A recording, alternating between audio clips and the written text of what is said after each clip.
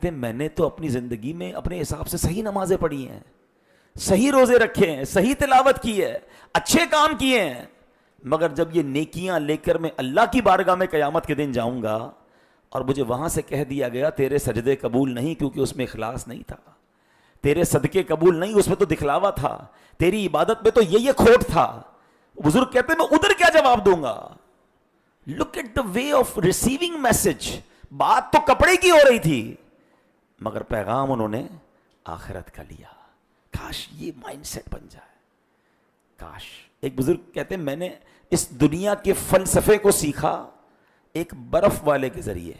اب دیکھیں اللہ والے ہیں نا، کہتے ہیں ایک برف والا، اب تو خیر برف نہیں بکتی لیکن آج سے 15-20 سال پہلے کراچی میں بھی زیادہ بکتی تھی، اب بھی بکتی ہوگی گاؤں وغیرہ میں جہاں فریج وغیرہ نہیں ہوتا. پہلے تو برف خرید کے ٹھنڈا کیا جاتا تھا، اب بھی شاید مسجدوں میں شربت وغیرہ بنانے کے لیے برف خریدتے ہوں گے، پہلے تو ٹھیلے پہ برف بکتی تھی نا. تو برف والے کے جملے سے کیا انڈرسٹینڈ کیا انہوں نے؟ وہ برف والا کہتا ہے کہ اس بندے پر رحم کرو جس کا سرمایہ پگھل رہا ہے. یعنی اگر تم نے نہ خریدا تو میری جو کیپٹل ہے وہ تو پگھل جائے گی، میرے پیسے تو زیرو ہو جائیں گے. یا تو برف بکتی ہے یا پگھلتی ہے. اگر جلدی بک گئی تو ٹھیک ہے پیسے آ جائیں گے، نہیں بکی تو فنش. وہ بزرگ کہتے ہیں میں نے اپنی زندگی کا فلسفہ اس ٹھیلے والے سے سیکھا کہ زندگی بھی تو برف ہی ہے، پگھل رہی ہے. یا تو انیک اعمال کر لوں یا راضی کر لوں، یہ تو پگھل کے ختم ہو جائے گی اور جب دن آئے گا تو میں چلا جاؤں گا. تو کاش ہمارا بھی ایسا مائنڈ سیٹ بنے کہ ہم اس طرح کے انسیڈنٹ سے کچھ اپنی بھلائی کی بات، آخرت کی بات، اللہ کے قریب ہونے والی بات سیکھیں، نہ کہ اس کو انجوائمنٹ میں، ایڈونچر میں، اوہو دیکھا آج اتنی سپیڈ تھی ہوا کی اور اتنے درخت گر گئے، اتنے سنسنی ایڈونچر. اس کی بجائے جو سرکار دو عالم علیہ السلام کا طریقہ کہ رجوع الی اللہ ہے، استغفار، اللہ سے معافی، یہ سب چیزیں ہمیں اور آپ کو بتائی جا رہی ہوتی ہیں. اللہ کریم ہمیں خوف خدا والا دل نصیب فرمائے. آج میں نے آپ سے ایک ایسی شخصیت کے بارے میں بات کرنی ہے جن سے الحمدللہ ہم سب کو بڑا پیار ہے. ان کا نام تقریباً ہر مسلمان جانتا ہے، اور اس شخصیت کا کمال یہ ہے کہ وہ پیدا بھی شوال کے مہینے میں ہوئے اور ان کا یوم وصال بھی شوال کے مہینے میں اور یکم شوال کو ہے، یعنی عید کا دن جو ہے ان کا یوم عرس ہے. تو سوچا کہ ان کی سیرت کی چند باتیں آپ تک پہنچائی جائیں، اور ان سے بہت کچھ، وہی والی بات کہ اللہ والوں کی باتوں میں، ان کی سیرت میں ہمارے لیے بہت کچھ سیکھنے کو ہوتا ہے. اچھا وہ شخصیت کون ہے؟ ان کا تعارف میں اس طرح اگر پیش کروں کہ قرآن مجید کے بعد سب سے صحیح کتاب جس کو کہا جاتا ہے اس زمین پر تو وہ صحیح بخاری ہے. حدیث پاک کی یہ عظیم کتاب جو ہے وہ لکھنے والے حضرت محمد بن اسماعیل بخاری رحمۃ اللہ تعالی علیہ، ان کا عرس ہے یکم شوال کو. تو آج ان کی کچھ باتیں کرنی ہیں، لیکن اس سے پہلے سبحان اللہ ایک بات یہ بھی سمجھنی ہے کہ اللہ کریم کی بارگاہ میں عقل مند لوگ کیسے دعائیں کرتے ہیں. ویسے ایک آئیڈیا سمجھانے کے لیے بتا رہا ہوں آپ کو. پتہ ہے اللہ نے کچھ قرآن میں دعائیں عطا فرمائی ہیں جس کو قرآنی دعا کہا جاتا ہے. خدا کے واسطے ان میں سے کچھ دعائیں یاد کر لیں. ایک تو ہم یہ دعا کرتے ہیں نا، ربنا آتنا فی الدنیا حسنہ وفی الآخرۃ حسنہ وقنا عذاب النار، یہ بھی قرآنی دعا ہے. اور ایسی کچھ اور قرآنی دعائیں بھی، میں ایک اور آج قرآنی دعا آپ کو بتاؤں گا. لیکن اگر قرآنی دعا کا سیکرٹ سمجھ جائیں آپ، مجھے یہ بتائیے دعا قبول کس نے کرنی ہے؟ ذرا زور سے جواب دیجئے. اگر اللہ خود ہی بتا دے کہ مجھ سے ایسے مانگو، بات سمجھ آ رہی؟ قرآن میں رب کیا فرما رہا ہے؟ یہ دعائیں کرنی ہیں ہمیں قرآن کیا سکھا رہا ہے کہ دعا رب سے ایسے مانگو. جس نے قبول کرنی ہے وہی دعا بتا رہا ہے کہ ایسی دعا کرو، تو پھر اس نے کیسے کیوں نہ قبول کرنی ہے؟ ہمارا تو کام آسان ہو گیا نا. یعنی قرآنی دعائیں اور نبی پاک کی دعائیں، اس سے زیادہ مقبول دعائیں کیا ہوں گی؟ ایک تو رب قرآن میں خود عطا فرما رہا ہے دعائیں، دوسرا نبی پاک جو رب کے حبیب ہیں انہوں نے کیسے دعائیں مانگی. تو قرآن و سنت کی دعائیں جو ہے نا وہ ضرور یاد رکھیں اور پھر اس کے میننگ کے ساتھ یاد رکھیں. تو ایک بڑی پیاری قرآنی دعا ہے، سورہ آل عمران کی آیت نمبر 8 میں ہے. اللہ ارشاد فرماتا ہے ربنا لا تزغ قلوبنا بعد اذ ہدیتنا وہب لنا من لدنک رحمہ انک انت الوہاب. آسان ترجمہ قرآن کنز العرفان. اور اے ہمارے رب تو نے ہمیں ہدایت عطا فرمائی، اس کے بعد ہمارے دلوں کو ٹیڑھا نہ کر، ہمیں اپنے پاس سے رحمت عطا فرما، بے شک تو بڑا عطا فرمانے والا ہے. اے اللہ ہدایت تو دے دی ہے نا، اب دل ٹیڑھا مت کرنا ہے. اللہ اس پہ ثابت قدم رکھنا. اس الفاظ تو دیکھیں کتنے پیارے ہیں. ربنا کیا فرمایا؟ لا تزغ قلوبنا بعد اذ ہدیتنا، ہدایت دے کر مولا پھر اپنے در سے دور مت کیجیے. اب ہدایت دے دی ہے تو دل ٹیڑھا نہ ہو جائے. اور پھر کیا فرما؟ وَهَبْ لَنَا مِن لَدُنْكَ رَحْمَةً، اور ہمیں اپنے پاس سے رحمت عطا فرما.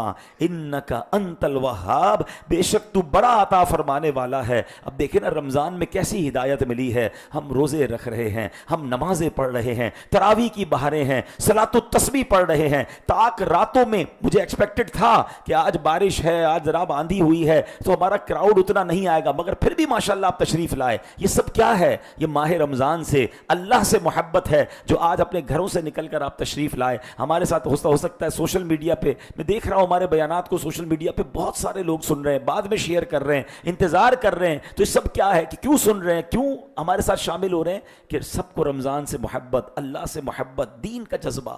تو ہدایت تو مل رہی ہے نا.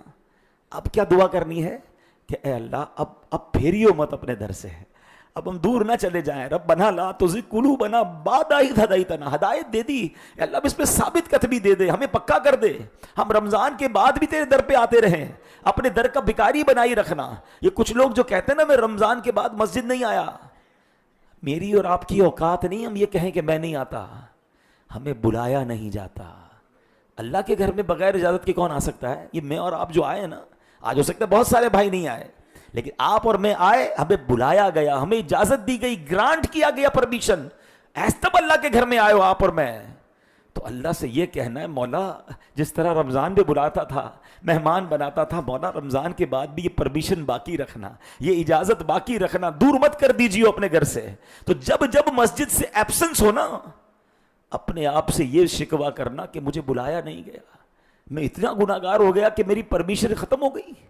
نہیں، میں نے پھر جانا ہے، میں نے اس در پر پھر جانا ہے. خوش نصیب ہوتے جو روز آتے ہیں. تو اے میرے پیارے اسلامی بھائیوں، اب یہ دعا جو ہے اور بھی قرآنی دعائیں ہیں، اس کو اپنی زندگی کا حصہ بنائیں تو انشاءاللہ دعائیں قبول ہوتی چلی جائیں گی، رب عز و جل کی بارگاہ سے نوازا جائے گا. اب بات کرتے ہیں محدثین کے امام محمد بن اسماعیل بخاری رحمۃ اللہ تعالیٰ علیہ، جن کا میں نے بتایا کہ یکم شوال یوم عرس ہے. اب بہت بڑے ولی اللہ، بہت بڑے عالم دین، اور بطور خاص علم حدیث کے بہت بڑے امام ہیں. حدیث پاک کا سب سے معتبر اور مشہور مجموعہ بخاری شریف آپ ہی کا جمع کردہ ہے. امام بخاری رحمۃ اللہ تعالی علیہ 13 شوال شریف 194 ہجری کو بخارا میں پیدا ہوئے اور 62 سال کی عمر گزار کر یکم شوال کی رات 256 ہجری کو اس دنیا فانی سے رخصت ہوئے. آپ کا مزار پر انوار سمرقند کے قریب خرتنک نامی بستی میں موجود ہے. امام بخاری نے ساری زندگی علم حدیث کی ایسی خدمت کی، اتنے بڑے عبادت گزار اور متقی تھے.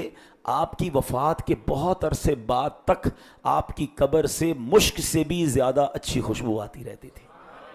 لوگ بطور تبرک آپ کے مزار مبارک کی مٹی لے کے جایا کرتے تھے. حدیث کی ایسی خدمت لی. اور اللہ اکبر، یہ بخاری شریف جو ہے جو آپ نے لکھی نا، اس کا انداز بھی بڑا کمال کا تھا. کہ بخاری لکھنے میں کیا کیا امام صاحب نے کہ آپ فرائض و واجبات تو پڑھا کرتے تھے، نوافل کی بھی خوب کثرت فرماتے تھے. اور امام بخاری کا ایک انداز بہت پیارا یہ تھا، آپ کی عادت تھی کہ نماز کو اپنے کام کا حصہ بنا لیتے تھے. مثلا امام بخاری نے کتاب لکھی تاریخ کبیر، جو حدیث پاک کو روایت کرتے ہیں. اس کتاب میں امام بخاری نے ان کے احوال لکھے. یہ کتاب امام بخاری نے ریاض الجنہ میں بیٹھ کر لکھی. یعنی کیسی جگہ جا کر کی حدیث کی کتاب ہے، ان لوگوں کی بات کرنی جنہوں نے حدیثیں روایت کی ہیں، ریاض الجنہ میں بیٹھ کے لکھی. پھر بخاری شریف سبحان اللہ، اس کے بارے میں ایسا عشق بھرا انداز تھا. بخاری شریف امام بخاری نے 16 سال میں مکمل کی. تقریباً 7500 احادیث اس میں موجود ہیں. اور امام بخاری نے لکھنے کا انداز یہ اپنایا کہ ہر حدیث پاک لکھنے سے پہلے تازہ غسل کرتے، 2 رکعت نفل پڑھتے، اس کے بعد حدیث شریف لکھتے تھے.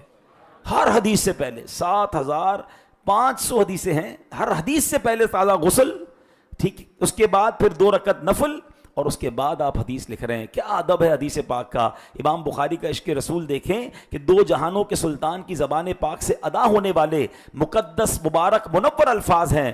لہٰذا ان کے عشق کا تقاضا یہ تھا کہ ان کی بات کرنے سے پہلے تیاری کی جائے. یہاں بھی ہمیں کچھ سیکھنے کو مل رہا ہے. میں نے کہا نا میں سیرت بھی بیان کرتا جاؤں گا اور اپنے آپ کے لیے ہم سب کچھ سیکھتے بھی جائیں گے کہ جب اللہ رسول کی بات کرنی ہے, اللہ کی بارگاہ میں حاضر ہونا ہے, نبی پاک کا ذکر خیر کرنا ہے, تو اس کی پریپریشن ہونی چاہیے نا. میں اور آپ مسجد آتے ہیں, کئی لوگ تو ماشاءاللہ میں نے دیکھا تیار ہو کر آتے ہیں, خوشبو لگا کر آتے ہیں, دیٹس گریٹ. مگر کچھ لوگ ویسے ہی اٹھ کے آ جاتے ہیں. اب خاص طور پہ مغرب میں کیا ہو رہا ہے, افطاری کی, سموسے پکوڑے کھائے, پیاز بھی کھائی, مسجد میں آ گئے, منہ میں ویسے ہی بدبو آ رہی ہے. نہیں, باڈی صاف ہو, چہرہ صاف ہو, اسمیل نہ آئے. اللہ کی بارگاہ میں آ رہے ہو یار. دعوت پہ کیسے جاتے ہیں؟ ہماری بلڈنگ ہو تو بلڈنگ تو سب کو پتہ چل جاتا ہے حضرت آج کہیں دعوت میں گئے, کیونکہ بہت ساری خوشبو لگا کر گئے ہیں, اور مسجد میں ویسے ہی چلے گئے. مسجد کے علماء کرام نے نماز کے کپڑے الگ رکھے تھے, وہ مہنگے کپڑے سلوائے ہوئے ہوتے تھے, مہنگی خوشبو رکھی ہوتی تھی. بلکہ میں آپ کو ایک چلیں اور مشورہ دیتا ہوں, اپنے وارڈروب میں جب بھی آپ نے کوئی نئے کپڑے ایڈ کرنے ہیں, ہم سب نئے کپڑے ہر سال سلواتے ہیں, بہت سارے سلواتے ہیں, جس کو اللہ نے جیسا نوازا, اگر ان کپڑوں کو ایڈ تو کرنا ہی ہے. اگر آپ جمعے کے دن جب بھی نیا کپڑا پہننا, جمعے کی نماز میں پہنے کہ آج میں نے نیا لباس جمعے کی نماز کی نیت سے پہنا ہے, تو انشاءاللہ نیا لباس پہننے کا بھی آپ کو ثواب مل جائے گا.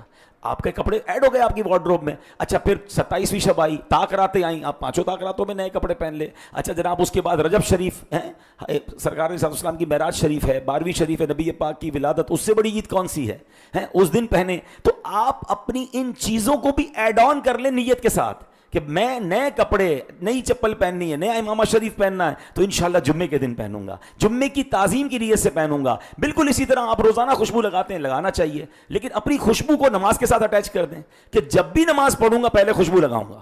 اللہ کی بارگاہ میں حاضر ہو رہا ہوں نا بھائی, آپ کی 5 ٹائم خوشبو ویسے ہی لگ گئی. اگر آپ نے روزانہ پرفیوم یا خوشبو استعمال کرنی ہے تو کیوں نہ میں اس کو مسجد جاتے ہوئے, نماز کی طرف جاتے ہوئے, تو انشاءاللہ وہ خوشبو لگانا. اچھا, اس میں سنت کی نیت بھی کر لی تو خوشبو کی سنت کا بھی ثواب مل گیا. اور سبحان اللہ, یہ تمام چیزیں تعظیم میں آئیں گی. تو مسجد آتے وقت پلیز ادب کے ساتھ, بال صحیح ہوں, کپڑے صاف ستھرے ہوں, خوشبو لگا کر آئیں, ادب کے ساتھ. کدھر جا رہے ہیں؟ میں آپ کو کہوں مثال کے طور پہ کہ یار ابھی اجتماع ہے اور اس کے بعد ہم سب کو ذرا 5 اسٹار ہوٹل میں سحری کرنی ہے. ہم میں سے جو یہ کہے نا میں ذرا گھر جا کے کپڑے بدل کے آ رہا ہوں, تو اس کا مطلب وہ اس وقت ان کپڑوں میں نہیں ہے کہ جو کسی مہنگی جگہ پر جا سکے. شرم آنی چاہیے اس کو. اللہ کے گھر میں ایسے لباس میں آئے ہو کہ کہیں بڑی جگہ پر نہیں جا سکتے, اس سے بڑی کون سی جگہ ہوگی. بالکل اسی طرح جب نعت خوانی ہو رہی ہے, نبی پاک کا ذکر خیر ہو رہا ہے, تو ادب کے ساتھ, شوق کے ساتھ, خوشبو لگا کر, کبھی کبھی ایسے بھی درود پاک کی ایک محفل سجائیں کہ باقاعدہ نئے. اب دیکھیں آج امام بخاری کا انداز مل گیا نا کہ باقاعدہ غسل اس نیت سے کریں کہ اب میں نے انشاءاللہ نبی پاک پر درود پڑھنے ہیں. آج اب درود پاک پڑھنے کا ٹائم ہے, غسل کیا, لباس پہنا, 2 رکعت نفل پڑھی, ہاتھ میں تسبیح لی, قبلہ رو بیٹھے اور سبحان اللہ درود پاک پڑھنا شروع ہو گیا. ارے اس کا جو مزہ آئے گا نا آپ کو. تیاری کس لیے ہو رہی ہے؟ اگر تھوڑا ذہن بنا لو نا, نماز اور نماز میں ذہن یہ بناؤ کہ میں اللہ کی بارگاہ میں حاضر ہونے جا رہا ہوں. سبحان اللہ, کدھر جا رہا ہوں؟ رب کی بارگاہ میں حاضر ہونے. پھر کیسی تیاری ہوگی؟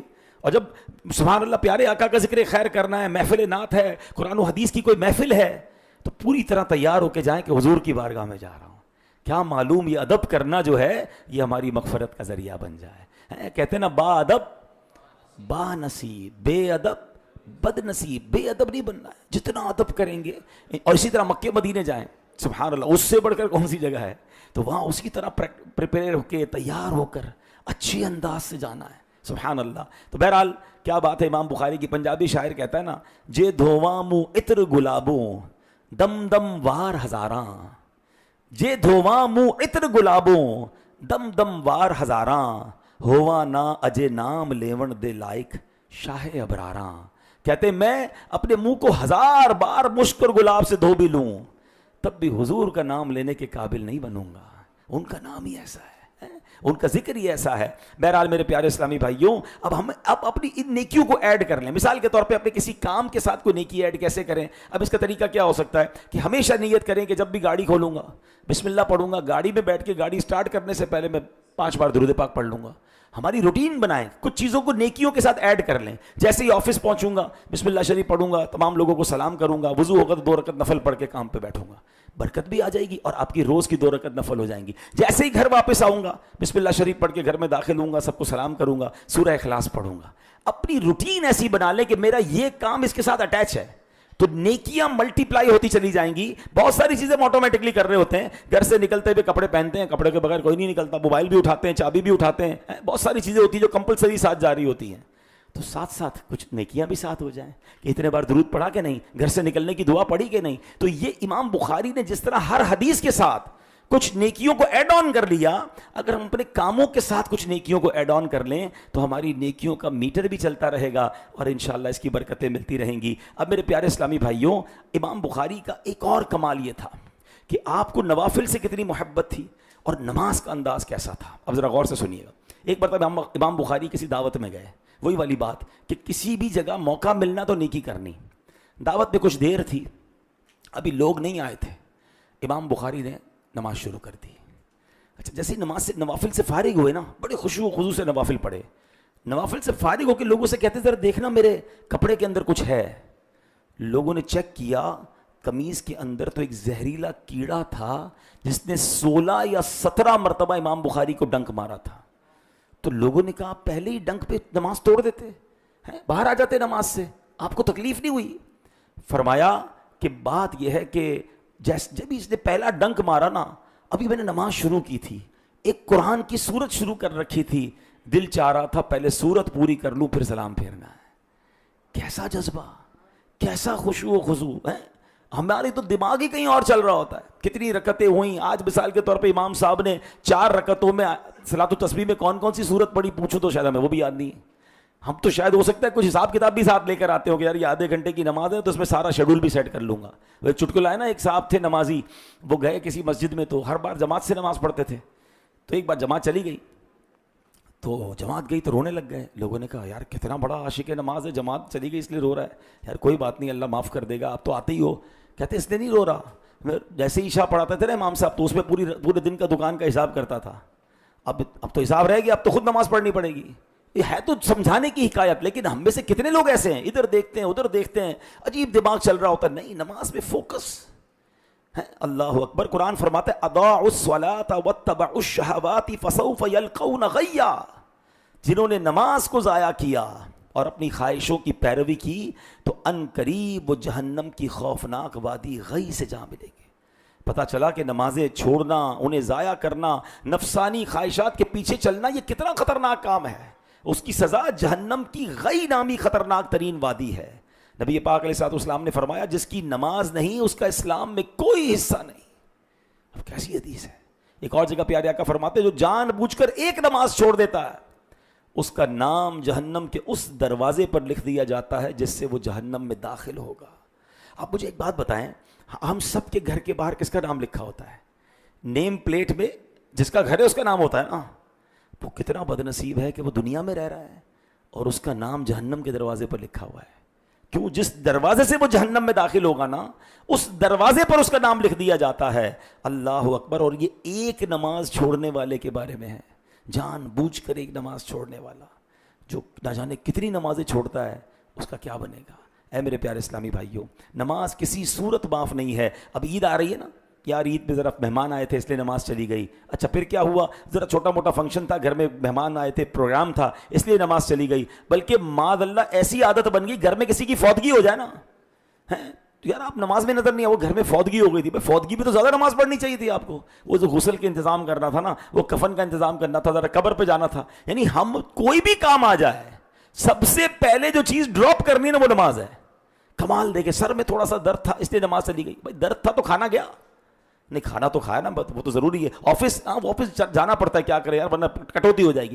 دنیا کا نقصان ہو جائے اس کے لیے کسی بھی حالت میں پہنچنا ہے. اور نماز کے معاملے میں سب سے پہلے جو چیز ہم ڈراپ کرتے ہیں وہ نماز ہے. حالانکہ کتنا سخت گناہ ہے کہ ایک نماز جان بوجھ کر قضا کرے اس کا نام جہنم کے دروازے پر لکھ دیا جاتا ہے. اے میرے پیارے اسلامی بھائیوں, ذرا غور کیجئے ہم کیوں نماز کو اتنا ان پریورٹی پر رکھتے ہیں. نماز سے بڑھ کر پریورٹی کیا ہے؟ میں مثال کے طور پر کچھ لوگ ملتے ہیں کہتے ہیں یار معاملہ یہ ہے کہ نا وہ فجر کے علاوہ باقی نمازیں ہو جاتی ہیں, 4 نمازیں ہو جاتی ہیں. کیوں؟ بس اس میں یار آنکھ نہیں کھلتی. میرا سوال یہ ہے, آپ کی صبح 6 بجے فلائٹ ہو, کبھی وہ فلائٹ مس ہوئی ہے؟ یار وہ آنکھ نہیں کھلی, آج فلائٹ چلی گئی. وہ آنکھ نہیں کھلی, آج ٹرین مس ہو گئی. آنکھ نہیں کھلی کیونکہ وہ آج بڑی اہم جناب انٹرویو تھا ایمبیسی کا, وہ مس ہو گیا. رات کو 3 بجے ایمبیسی کی بار لائنیں لگ جاتی ہیں. 6 بجے فلائٹ ہو 3 بجے رات ایئرپورٹ پہنچ جائیں گے, 4 الارم رکھیں گے, نہیں بھائی مس ہو گئی تو پوری فلائٹ کے پیسے دینے پڑیں گے, کینسلیشن چارجز لگ جائیں گے. یعنی جس چیز میں دنیا کا نقصان وہ مس نہیں ہوتی, اور نماز روز مس ہوتی ہے. کہتے ہیں میری فجر میں آنکھ نہیں کھلتی, یہ مذاق ہے. یعنی اس کا مطلب یہ کہ وہ پریورٹی نہیں ہے میری اور آپ کی زندگی میں نماز کی. جس کی زندگی میں پریورٹی نماز کی آ جائے, ارے اس کی ڈکشنری میں نو نماز ہو ہی نہیں سکتا نا. تو آج یہ نیت کرنی ہے. ہم نے امام بخاری کا انداز بھی دیکھا, قرآن کی آیت بھی سنی اور حدیث بھی سنی کہ نماز قضا کرنے والوں کا کیا انجام ہوگا. تو انشاءاللہ جس طرح میرے رب نے ہمیں رمضان میں نمازی بنایا ہے, اب نیت کر لیں انشاءاللہ رمضان کے بعد بھی ہم 5 وقت پابندی سے نماز پڑھیں گے انشاءاللہ. اللہ قرآن میں, آپ کو پتہ ہے جب یہ پاک علیہ الصلوۃ والسلام ایک بار غزوے میں موجود تھے, صحابہ کرام موجود تھے. اس زمانے میں لڑائی کیسے ہوتی تھی؟ اب تو جہازوں کے ذریعے, میزائلوں کے ذریعے ہوتی ہے نا. اس زمانے میں آمنے سامنے دشمن ہوتے تھے. تو دشمنوں کا پلان یہ تھا کہ اب دیکھنا یہ کہ مسلمان نماز پڑھتے ہیں کہ نہیں پڑھتے, اور نماز پڑھیں گے تو دوران نماز ان پہ اٹیک کر دیں گے. ٹھیک ہے, اب نماز تو فرض ہے. سورہ نساء کو آپ پڑھیں, باقاعدہ اس میں نماز خوف کا طریقہ بیان ہوا. عصر کی نماز کا وقت تھا, نماز پڑھنی کیسے, دشمن سامنے موجود ہے. اس کی پوری ڈیٹیل ہے کہ پہلے ایک صف نماز کچھ رکعتیں پڑھیں گی, پھر پیچھے سے آ جائیں گے, پھر پیچھے والے پڑھیں گے. یعنی سب نے نماز پڑھنی ہے اور با جماعت پڑھنی ہے. لیکن نماز اس حالت میں بھی قضا نہیں ہے, دشمن سامنے ہے. اللہ ٹرائی ٹو امیجن کتنا امپورٹنٹ ہے نماز, کہ ایسی کیفیت میں بھی یہ نہیں فرمایا گیا کہ بھئی جہاد ہے, جہاد کے بعد نماز پڑھ لینا. نہیں, اس وقت بھی نماز خوف کہا گیا اس کو. قرآن فرماتا ان الصلاۃ کانت علی المؤمنین کتابا موقوتا, بے شک نماز مسلمانوں پر مقررہ وقت میں فرض ہے. تو اے میرے پیارے اسلامی بھائیوں, صحابہ این لڑائی کے عالم میں نماز قضا نہ کریں اور ہماری بستر پر نماز قضا ہو جائے, ہماری کاروبار کے دوران نماز قضا ہو جائے. تو نہیں, انشاءاللہ اب ایسا نہیں ہوگا. ہم نے قرآن کی دعا مانگی ہے نا, اے اللہ ہدایت کے بعد اب دلوں کو مت پھیرنا, ہدایت دے دی ہے اے رب کریم. 29ویں شب ہے, تیرے دربار میں دعا ہے کہ ہمیں اپنے در پر ایسا مضبوط کر دے کہ اب نماز روزانہ پابندی سے پڑھیں گے انشاءاللہ. سبحان اللہ. اب آگے چلتے ہیں. نماز پڑھنی ہے, مگر جو اس میں ادھر ادھر دیکھتے ہیں نا, اللہ اکبر, میں جب یہ پڑھے نا الفاظ, کچھ واقعی الفاظ ہلا دیتے ہیں نا بندے کو, گوز بم ہو جاتے ہیں, رونگٹے کھڑے ہوتے ہیں. ذرا الفاظ سنیے گا اللہ کیا فرماتا ہے ان لوگوں سے جو نماز میں ادھر ادھر دیکھتے ہیں. ڈی فوکس ان نماز پلیز. ابھی کم از کم اس بات کے لیے تو فوکس کر لیں. میں آپ کو آپ کے رب کا فرمان سنانے جا رہا ہوں. حضرت ابو ہریرہ رضی اللہ تعالیٰ کا بیان ہے کہ نبی پاک علیہ الصلوۃ والسلام کا فرمان عالی شان ہے, جب بندہ نماز کے لیے کھڑا ہوتا ہے تو وہ اللہ پاک کی بارگاہ میں حاضر ہوتا ہے. جب ادھر ادھر دیکھتا ہے تو اللہ پاک ارشاد فرماتا ہے تو کس طرف دیکھ رہا ہے, کیا مجھ سے کوئی بہتر نظر آتا ہے؟ اے ابن آدم, یعنی اے آدمی میری طرف متوجہ ہو جا, میں اس سے بہتر ہوں جس کی طرف تو دیکھ رہا ہے. جملہ سمجھ آیا؟ ماشاءاللہ نگران شورا تشریف لے آئے ہیں, ماشاءاللہ ہمارا آئی صاحب نے شفقت فرمائی ہے ہماری مسجد پر, ماشاءاللہ. تو میں دوبارہ اس حدیث کو ریپیٹ کر کے پھر انشاءاللہ ہم نگران شورا کی طرف چلیں گے. لیکن آپ ذرا دوبارہ اس کو فیل کیجئے گا, جو میں سمجھانا چاہ رہا ہوں نا, کہ نماز پڑھتے ہیں, دھیان کہیں اور ہے, فوکس کہیں اور ہے, ادھر ادھر دیکھ رہے ہیں. اللہ فرماتا ہے کہ نبی پاک علیہ الصلوۃ والسلام کا فرمان عالی شان ہے, جب بندہ نماز کے لیے کھڑا ہوتا ہے تو وہ اللہ پاک کی بارگاہ میں حاضر ہوتا ہے. جب وہ ادھر ادھر دیکھتا ہے تو اللہ پاک ارشاد فرماتا ہے تو کس کی طرف دیکھ رہا ہے, کیا مجھ سے کوئی بہتر نظر آتا ہے؟ اے ابن آدم میری طرف متوجہ ہو جا, میں اس سے بہتر ہوں جس کی طرف تو دیکھ رہا ہے. یعنی میں اور آپ نماز میں کس کی طرف حاضر ہیں؟ اللہ کی بارگاہ میں. اللہ کی بارگاہ میں حاضر ہو کر ادھر ادھر خیالات, ادھر ادھر دیکھنا ہے تو نہ پریشان نظری ہو, اور اللہ کرے ہمارے دل کی کیفیت بھی ایسی ہو کہ ہم نماز کے اندر ہی انوالو رہیں. تو انشاءاللہ پڑھتے رہیں گے, سمجھتے رہیں گے, نماز سے محبت رکھیں گے تو انشاءاللہ یہ فیضان نصیب ہوگا.